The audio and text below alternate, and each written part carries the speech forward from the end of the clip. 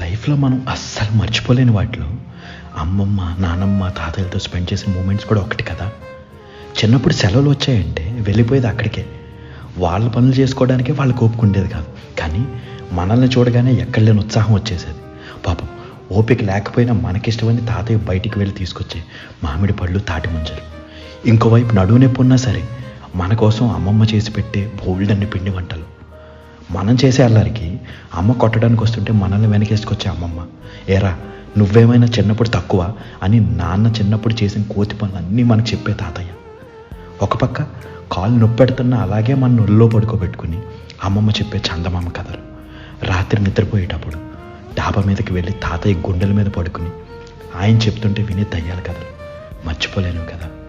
ఇంకా మనం ఇంటికి వెళ్ళిపోయేటప్పుడు అమ్మకు తెలియకుండా అమ్మమ్మ ఇచ్చే 100 రూపాయలు మన చేతులు పట్టుకుని జాగ్రత్తరా నాన్న, బాగా చదువుకో, అల్లరి చేయకు, అమ్మని ఇబ్బంది పెట్టుకో అని మన చేతుల్ని వాళ్ళ చేతుల్లోకి తీసుకున్నప్పుడు ఆ ముడతలు పడిన వాళ్ళ చేతుల స్పర్శ లైఫ్లో ఎప్పటికీ మర్చిపోలేము. వాళ్ళు లేని లైఫ్ని ఊహించుకోవడం చాలా కష్టం. కొన్ని వేల జ్ఞాపకాలు ఉన్నాయి వాళ్ళతో మనకి. ఇలా వెనక్కి తిరిగి చూసుకుంటే వాళ్ళు గుర్తొచ్చిన క్షణం గుండె బాధతో బరువెక్కడం ఖాయం. ఏమంటారు?